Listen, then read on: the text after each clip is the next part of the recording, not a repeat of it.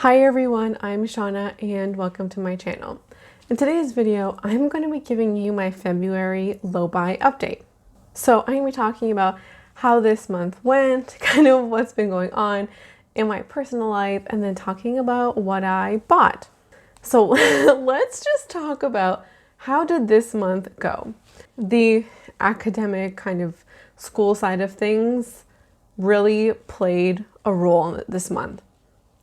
So for anybody who's new, I am a PhD student and school is my job. I get paid to basically be a student, to do research, to teach those kinds of things.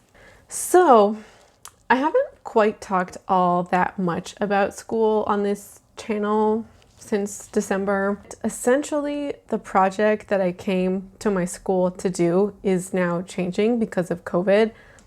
I can't do, or it's unlikely I'll be able to do any of the research in the United States that I'm going to need to do. My school is not funding any travel essentially anywhere. And some of my archives are in Toronto and I personally won't even travel there just because of like safety and COVID precautions. Some of the archives aren't even open because Toronto is still closed. But either way, my project is being forced to change. And I was really angry about it because it is changing in significant ways. I picked the school that I'm at and studying with the people that I'm studying with. Like I picked my supervisors and I picked my school out of the choices that I had. I got into everywhere that I applied and I took the application process extremely seriously. Like I met with every single person I considered as a supervisor, even if there was more than one at one school. I went to every school that was available to go to in Ontario. There was one that I was thinking about going to outside of Ontario and obviously couldn't go there. But I took the process really seriously and I, invested myself in it. And I chose where I ended up going for really clear reasons. And so I was really angry that I can't do the thing, like the project that I designed for me and for like the skill set at my school. I went to the school to do this thing because they allow me like the greatest opportunity and resources to do what I need to do. And now I can't even do it.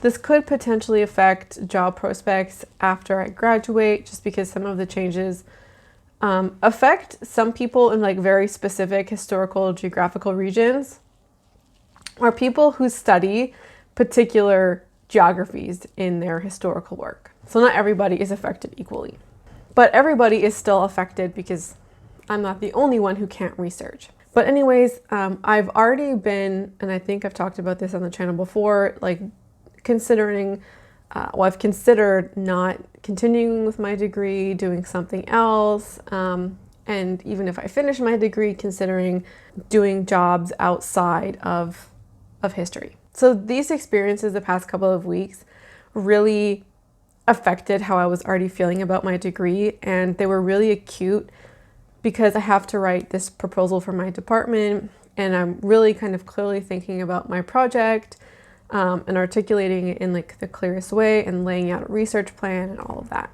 Work was not the same as it had been in November and December when I was preparing for my exams, and just work in general has just not been where I would like it to be.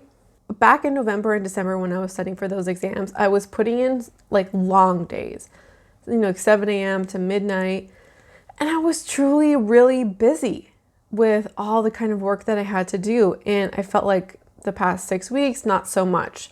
And so all of these feelings of like disinterest and anger and like resentment and a lot of negative thoughts, along with how my mental health had been doing, like these things did like interact with each other. And work was just like hard. And so I was doing much less than normal. And what I saw happening was that instead of work being the predominant thing in early fall, when I was studying, I was so busy I didn't have time to really do shopping or talk about my wardrobe or think much about my wardrobe. I even pulled back from YouTube for a bit. Whereas I was distracting myself from all of the ways, all the I guess, negativity that I had created for myself around school and distracted myself with like clothing and looking at capsule wardrobes and that kind of behavior. And I don't know, I'm not too pleased with that because whenever you engage with consumer behavior, I've always felt like it makes me want to buy more. I want to talk about something I noticed when I started, or something I noticed about how I've been buying things the past couple of weeks, if not like into January. I stand by 100% of the clothing I bought this month, and I will talk about that later. They were all really great purchases that do fill needs and holes in my wardrobe. And things that have been on my wish list for a while, like a gray cardigan or a pair of like tan boots, replacing my everyday purse, those kinds of things. But what I failed to realize until now, or the past maybe week, and especially in January, was that this year isn't just about buying good purchases, about making purchases that fill voids in my closet. I do want to do that, but I could spend $2,000 or even $3,000 on purchases that do fill needs in my wardrobe. And I haven't been prioritizing. So far, I've just been considering my regular questions. Could I see myself owning this for 5 years? Could I see myself wearing this 50 or 100 times? Do I think that this is a trend or will go out of style in a couple of years? Does this fill a hole or a need in my wardrobe? These are great questions that help me decide, one thing over another when shopping, or even if I need to make a purchase in the first place. But that kind of question doesn't get to prioritizing what do I need the most right now, because $1,200 can go really quickly when you're not thinking about what's the most important. I know I do need more pants, and that in summer, my summer wardrobe is like the smallest one, and I hate shopping for summer clothes. It's like the bane of my existence, and I avoid it. And my summer wardrobe is the smallest, but like not in a positive way, and kind of gives me grief, but like I've kind of created it around that because of how I looked at it. Anyways, I do know I'm gonna need some money for summer. And so this year it's about buying what I can afford, what's in my means, but I can't afford to replace or fill every hole all at once. And well, I think I knew that in the back of my mind. I wasn't shopping with like I knew that or I had that knowledge. And I think that if I did have that knowledge in mind, what do I need most right now? I don't think I would have bought some of the sweaters I bought in January. I do think they fill holes, and I felt like that they're needs and great purchases, but they're not the most important. And so now I feel a bit like I'm kicking myself that I could have made smarter decisions, but you don't know what you don't know, and I do know now, and so it's about prioritizing from this moment on. And so what I decided to do is that for all of March, and even though this video is coming to you later in March, well, just not on the 1st, this has been ongoing since March 1st. I just want to make that clear. I decided that I'm not going to purchase any clothing of any kind for the entire month, because I feel like I can't know what my top priorities are until I do a full, stock of my wardrobe. Understanding everything that I own, thinking about even my summer wardrobe. What might I foresee as purchases that I might want to make, or holes in the summer that I need to make sure I have budget for. And honestly, this should have been something that I did in January. I have the time for it, but I'm not sure why I didn't do it. I just don't think that it had occurred to me, or that I really understood at that time how much and how significant prioritizing my purchases was going to be. And I also stopped creating capsule wardrobes in the winter, in part because I was so busy in November and December. I just didn't make time for it. I didn't see it as a priority. And then when I realized that many of my clothes didn't fit anymore, I felt like, oh, I shouldn't create a capsule and especially kind of share that content on YouTube, because like I only had 3 pairs of pants that fit me, and who's gonna really want to see that? And I think that's a lost opportunity, and also a really negative mindset that over the past 6 weeks, my mindset has been more negative than usual. I am going to talk about how I plan to change that in my self-love, confidence, and self-care project that video will come in hopefully a few days after this one. But I was really in this negative mindset. The way that I think everything, the way I was looking at school and framing some of the problems that arose with school to my own kind of clothing and capsule wardrobes. And I see that almost like self-punishment. Like I don't deserve, or I shouldn't be creating a capsule wardrobe because I don't have the things that I need. Like I have 3 things that fit me.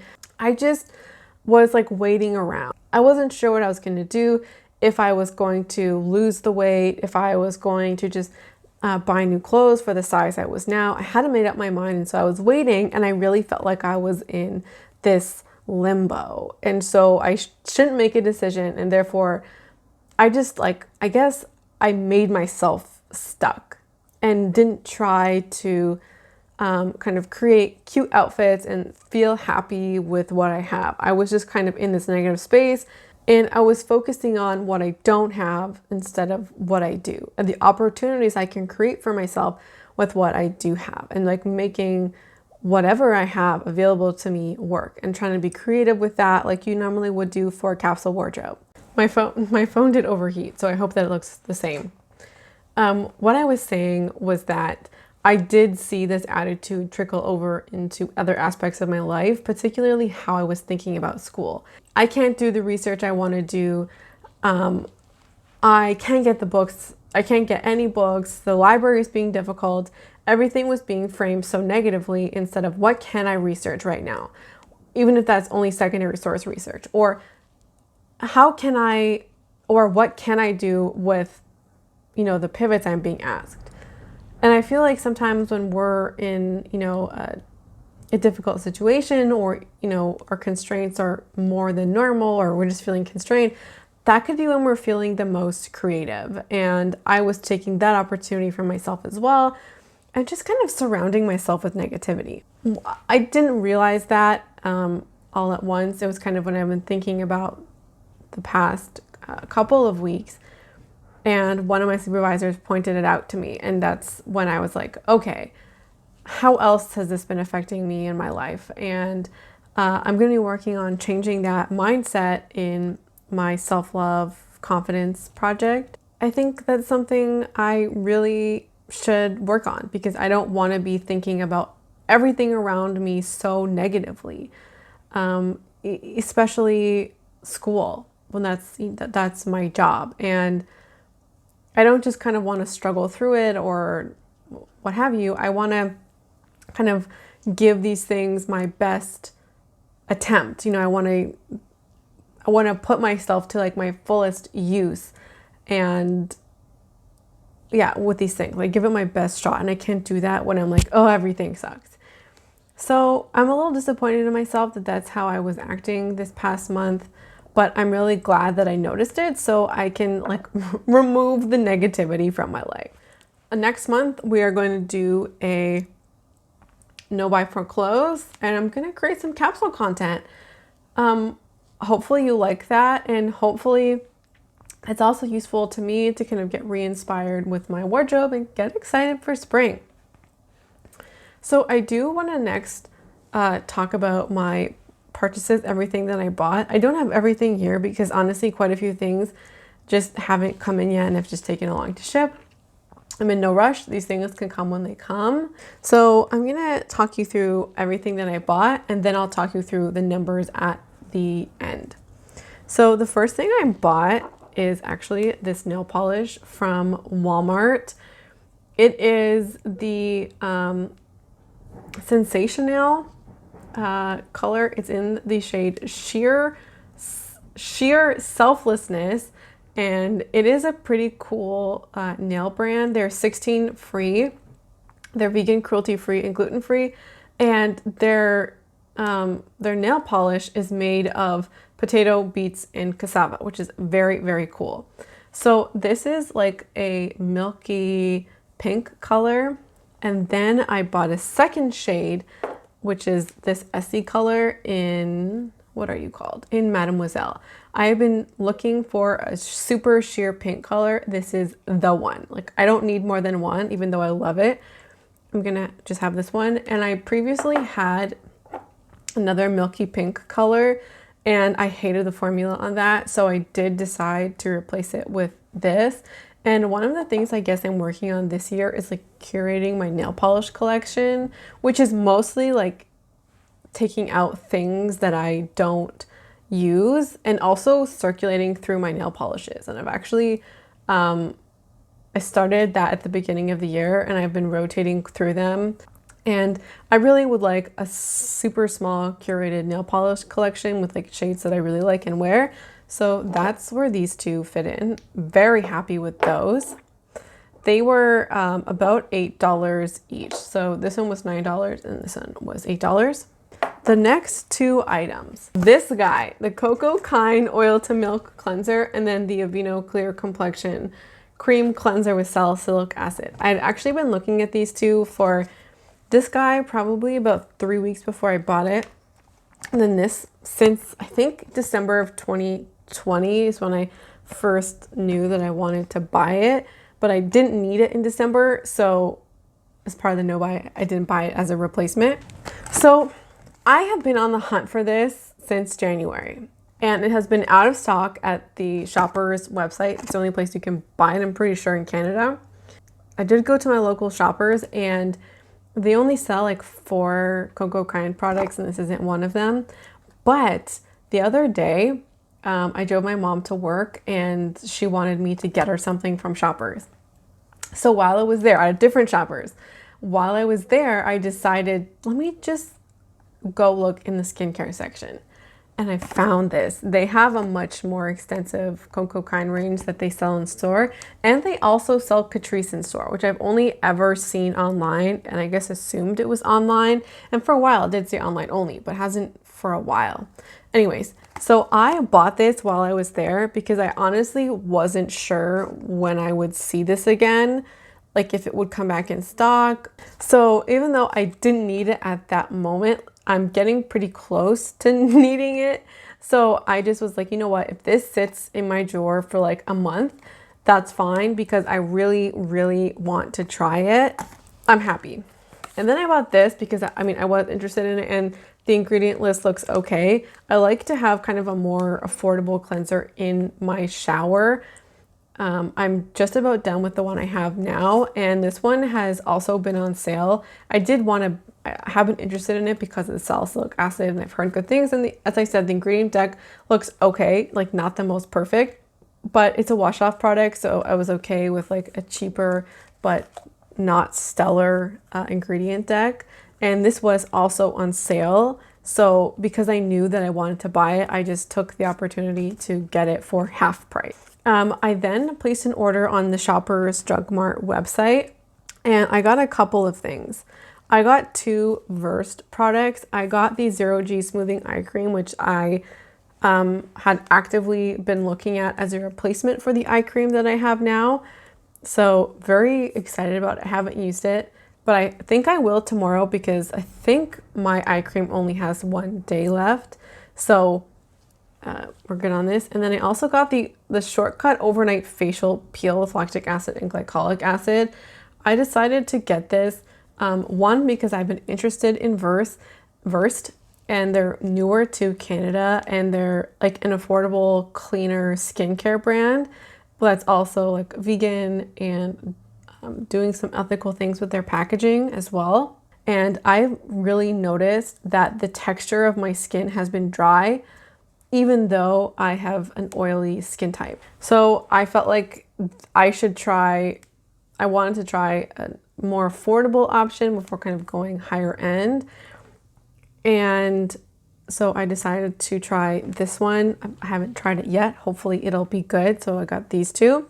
I also got the CoverGirl Clean Matte Pressed Oil Control Powder. I'm just about finished with the one I have now, and I have no more pressed powders, and that's an essential part of my makeup routine. And I have wanted, so I used to like this back in high school, and I don't know if I still like it. I do like my NYX pressed powder. I really wanted to try this powder to see if I still liked it. And I can usually make any pressed powder work, even if it's not my #1 favorite. So if I don't like this, I should be fine. And then like, hopefully I'll learn my lesson if I don't like it and then just stick with the NYX. We have that as the kind of pressed powder refill. And then I also got a dry shampoo refill. Now, I do like dry shampoo, and I do go through it much less slowly ever since COVID, basically. But I'm almost done with the bottle that I had, and I've been using Batiste pretty religiously for a few years now, but aerosols are not good for the environment. I've used like the powders before, but what happens with them is like either you like take the powder and you go like this, and then the powder gets everywhere, or like you tip your head back. It's all like awkward and the powder always gets everywhere. This has like a makeshift like pump. So it's not aerosol, and it will still function like a aerosol, or kind of at least mimic it. So this was on sale, and I had been kind of looking at this for a little while. So this is what I'm going to use as my replacement for my dry shampoo. And I really hope that I like it, because then this could be a much better dry shampoo alternative because of the packaging. The last thing in that shopper's order is this Quo Cream Blush. This is in the shade Pure number 59. And I have wanted to try this formula blush. When I was using my PC points to get makeup last year, I decided to choose between the two kind of liquidy cream blush formulas that they had at the time. And I decided to try the liquid blush because the color was more unique, and I really wanted to try that formula. And I really did love it, or do love it. So I finally decided that this was the time to try this guy. And I think the color is something that I'll use regularly. And I already have a good track record with the Glossier blushes. Like, I like the ones that I have. And the Glossier blush, one of the colors, I can't remember off the top of my head. I want to say like Beam or Dawn, might be Dawn. That's probably like one of my favorite blushes, period. So I felt like this would be a good buy. But at the same time, I also feel like I just need to chill on the blushes for a while, and there will be no blush purchases in March, and hopefully for a little bit while longer. So that was that order there. So 2 of the things are like direct replacements. No, 3. 3 of the things were direct replacements. And then 2 of the items, these 2, were, this one was like, I felt like there was like a hole in my collection that I felt like I wanted to fill, and like I have a skin concern, I guess, that I would like to address. And this is a product I chose to address it. And then this one I feel like is the only for fun purchase I really made out of that. And even the other 2, like these 2 products are technically like replacements. Their time hasn't come yet. There's 3 more things in like the makeup kind of category that I want to talk about before moving on to the clothing category. And I placed an order on Sephora, and I got 2 things. I got the Huda Beauty Nude Light Palette. This is what she looks like. I really like Huda's formula. And this has been on my Sephora loves list for a few months now. And when it went on sale, I felt like that was a really good time to buy it. And it also happened to be in the time when I had the Huda new Nudes palette. I guess I'm going to spoil something for my Shop My Stash, but I am deciding to declutter it. I don't know if I said that right. I have decided to declutter it. This guy, very excited about it. And then the other thing I got from Sephora was an eye cream. Now, I had placed an order for this and they canceled this item in the order and they said it wasn't being shipped out. So after I got that notice and I realized I was very close to finishing my eye cream, I was also interested in this eye cream. These were the two that I was choosing between. So I decided to just buy these two things together. And then when I got my order, this came in it. So I'm not really sure what the issue was. Like, I was fully charged for the item, but there was another item in there that was also canceled that didn't actually come. So I don't know what happened. Either way, I now have two eye creams, which is fine. And I'm sure I will use them both eventually. It's just like unideal to kind of have two at one time, I guess. But I am so excited about this Huda palette, and my own personal preferences are now for smaller palettes. That Huda palette is so big and overwhelming. I don't use all the shades and I don't like the glitters. This one doesn't have any glitters, and I basically never use any of the shimmers or the glitters. So that's like half the palette. And this one, everything looks interesting. And there's like one like purpley kind of fun pop. The last thing I got is this 3CE eyeshadow palette in Overtake. This is what it looks like. I did buy it off Poshmark for a really great price. And this was a palette that I saw on Judy's YouTube channel. At least like her name is Judy. And then after I saw it on her YouTube channel, I think either in December or January, one of her project pans, I decided to look up reviews of this because this is like, I do like purpley kind of mauve shades, but this one is interesting because the other kind of like pinky mauve shades like the Huda Beauty palette, I'm gonna just hold these up side by side. In my opinion, they are very different. The Huda palette is much more pink purple, whereas this one is much more like pink brown.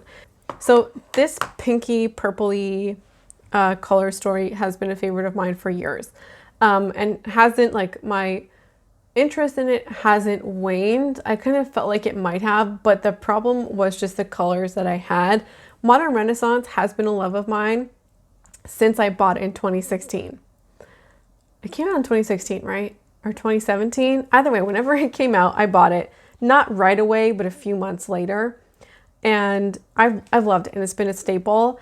And I bought the New Nudes palette as like the, as kind of that, but just amped up, and it just didn't answer what I wanted. So I have two different color stories in a family that I know that I really like, but kind of covering two different angles of it. Just like we have with different neutral palettes, there's different like shades and tones and formulas.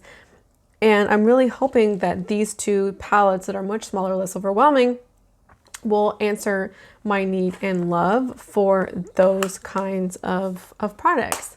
Now, when it comes to like the makeup skincare stuff, I only spent $25 last month, and I did spend a little bit more this month. There was, I think, just a few more replacements. I did buy a couple of 4 fun items. I would say 5 in total. These 3 and then these 2. And I feel like out of the 2 categories of budget, I'm much more considered with makeup, and I'm much less I want everything with makeup. So the only thing that's currently on my wish list for makeup are number 1, the Charlotte Tilbury eyeshadow in the color Champagne. I really would like that, but I think what I'm gonna do is I'm gonna focus on, I want one of my singles to go out before bringing that in. And I have hit pan on one of them, so I feel like I'm gonna work on that before I buy the Charlotte Tilbury. At least that's the goal.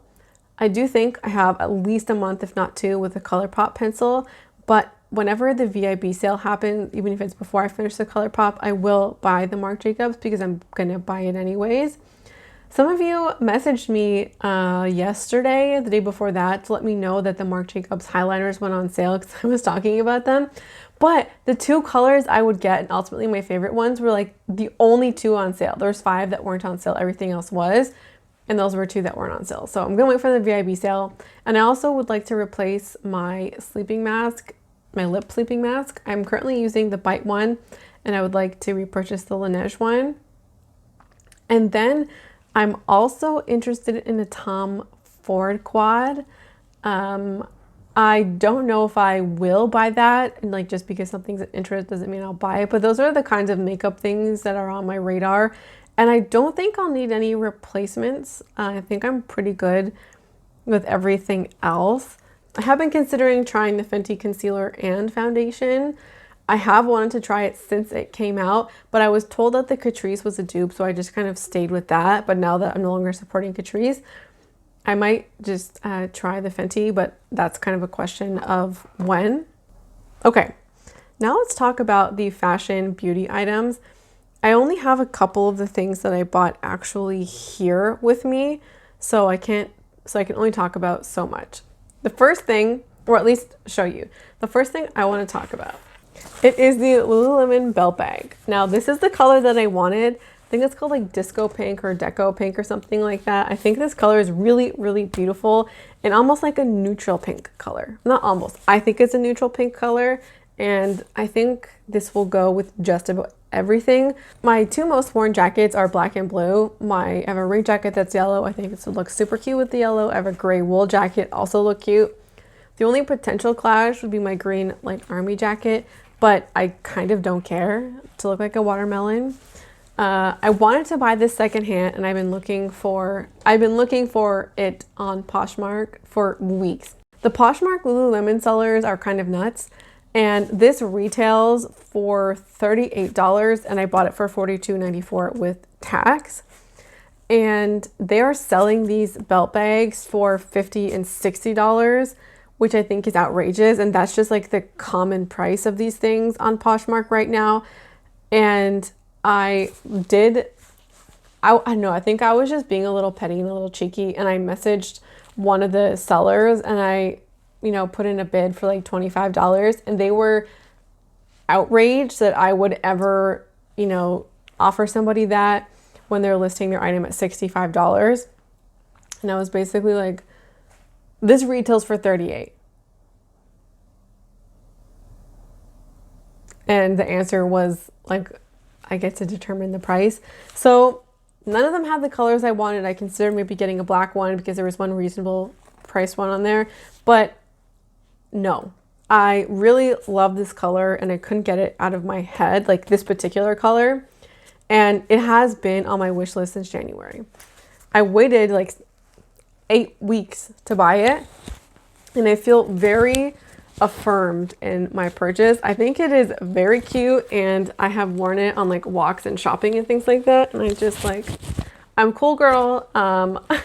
I love wearing this to the store and just kind of going out because it just forces you to take the absolute bare minimum. I guess I'll just give a quick peek on what's inside mine. They're very, very spacious. I have my Baggu bag. I have my little hand sanitizer. I have my my wallet, and then my face mask is in this corner. I have 2 face masks and only 2, so they just kind of go in different bags, so I'm never without one. And I feel like it is very spacious, and I love this. Probably best purchase of the year so far. I think it's cute and goes with my casual style and is very practical. I have absolutely 100% no regrets about this or the color. It's just everything I wanted. Okay, next up are some boots. I got these babies from Aldo. I think they are just like the most is cutest. I think they're very cute. As I had said earlier, I've been looking for a nude pair of booties. These are it. I think the style is really classic, with like the toe at the front. I like that the color isn't super light because for me that really screams like summer, spring only, Whereas these, it is a little bit darker, so I feel more comfortable wearing them in like the fall and the winter. And then they're also a lighter color for spring and summer. I like that elastic detail, and what can I say? Very excited about them. The day that I got them, I put them on and like was taking pictures and like sending them to my partner, just like I'm fashion. So these were on sale, and they were $71.18 with tax. I would have paid $150 for them. The last thing I have with me is a cardigan. It's my Aritzia cardigan. It's this guy. I bought it on Poshmark, brand new with tags. It's the Rourke cardigan. Very, very stoked about it. You can see the tags are there. I really, really love this color. And I decided that so I got that in the that color and then the gray. So this one was like free because I used my Poshmark money, and then I got the exact same one but in gray, and I paid $92.68. I had some money to cover part of it. They both were about $100, and I have currently a a long kind of camel beige cardigan. I don't wear it because it just wasn't the right one. And I ultimately don't like it all that much. It's very long, too long for my height. That's just my opinion on how I feel about those things on my body. And just like the cut is not all that flattering, and I'm gonna sell it on Poshmark. And this is the one. I got it in both of those knits. It's a style that I really like, and I have been interested in the Rourke cardigan for a few years, but full price it's $170, basically $200 with tax. I don't have that kind of money, so used it is. The gray one is still to come in, but as I've said, the Poshmark Aritzia game is strong, and I'm very stoked about that.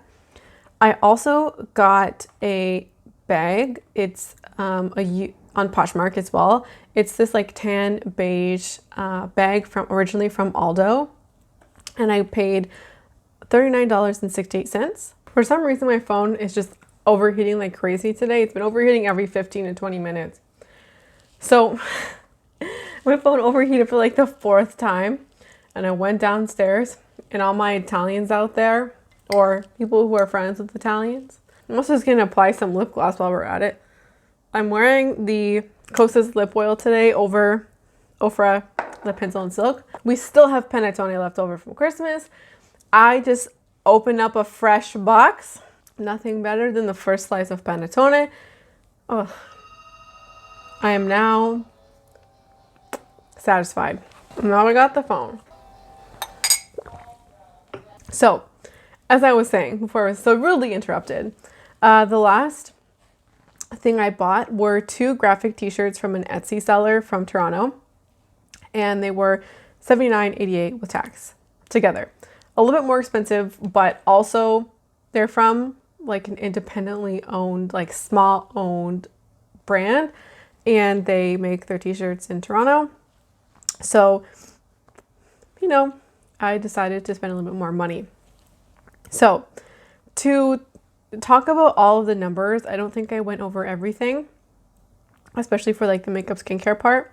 So I had those 2 nail polishes, one at $8, one at $9. The Cocoa Kind cleanser was $24.40. The Aveeno face wash was $9.02. My Sephora order with the Huda palette and the Inky List was $39.54. The purse I bought on Poshmark, $39.68. That belt bag from Lululemon, $42.94. The Aritzia sweater, $92.68. Aldo boots, $71.18. I already said the shirts. 2 t-shirts, my 3CE eyeshadow palette was $20.65. And then my shopper's order, those 5 products, was $98.27. I spent $209 on makeup this month, and then $326 on the clothing. So total for clothing this year. So total for this year is $455.85. And then for the makeup, is $234. Oh, I also brought in 18 new items this month and 11 last month for a total of 29. So it's pretty clear for the clothing, I cannot spend like this every month, but I really think that because I let the capsule wardrobe system go, I wasn't as in tune with my clothes as I have, and hopefully once I start that back up. So I'm also keeping track of everything that I wear. So I'm logging in every item as I wear, and if like the repeats, how many times I wear it. And I started it a couple of days ago. And that's going to be hopefully something that helps me get to know my wardrobe a little bit better, and so I can make better choices going forward. So as I was saying with the capsule wardrobe, if I reintroduce that back to my life, hopefully I can, maintain that, but also the purchasing habits around capsules, because those who do practice capsule wardrobing will buy their items right at the beginning of the season. That's it for the year or for that season, and then you do one more purchase the next time, like for summer will be the next one, and that's really what I want to do instead of like all these purchases kind of throughout a season. And then I want to now turn my attention to the ethical portion of this, and ultimately what I meant by that for clothing was secondhand, used, or from a sustainable brand. That would be, I wanted that to be around 40 to 50% of my purchasing. I think I said 40. And then for the beauty purchases, I wanted to support small owned businesses, independently owned businesses, as well as businesses owned by BIPOC owners. The tracking BIPOC ownership is something that makes me a little bit uncomfortable right now, because unless the race of the person who owns the brand has been self-identified, I don't want to assume or racialize somebody. Like, that's just not okay with me. So when I know the ownership of a brand like Coco Kind and Huda Beauty, I'm just gonna put a star by their names, because that's information that I have. And I think that this could quickly turn in this slippery slope of just like turning people into like bar graphs and numbers, and I don't want to put myself in that direction. And I think that like the intention is still supporting BIPOC owned brands, and hopefully like above conglomerates when I can. And I created that video about 10 brands I want to support this year. If I would like to try a new lipstick or a highlighter, like let's look to these brands first. And that's what I did with the Coco Kind. So I think that's what I'm gonna do for now. And I've just starred these items in my list. But as for the other categories like secondhand, sustainability, small business, independently owned, are a little bit easier to track. And as of like a total, for clothing, 7 of my 11 purchases, or 63%, are either secondhand, small business, or independently owned, or 8 out of the 15 total items, so 53%. That's above my goal, so I'm very, very pleased with that. As for the beauty, so far it's 3 of the 11, or 27%, or 3 of the 14 total items, which is 21%.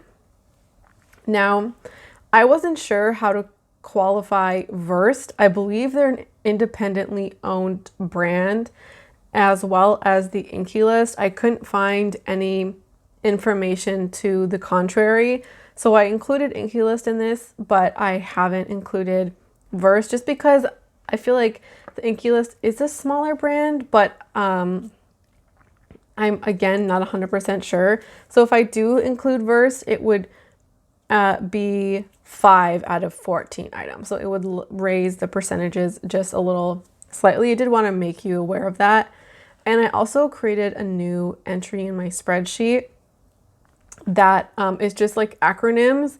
So that are just a quick reference for if something matches one of these descriptions or not. The other, I guess, question or up for grabs is Huda Beauty.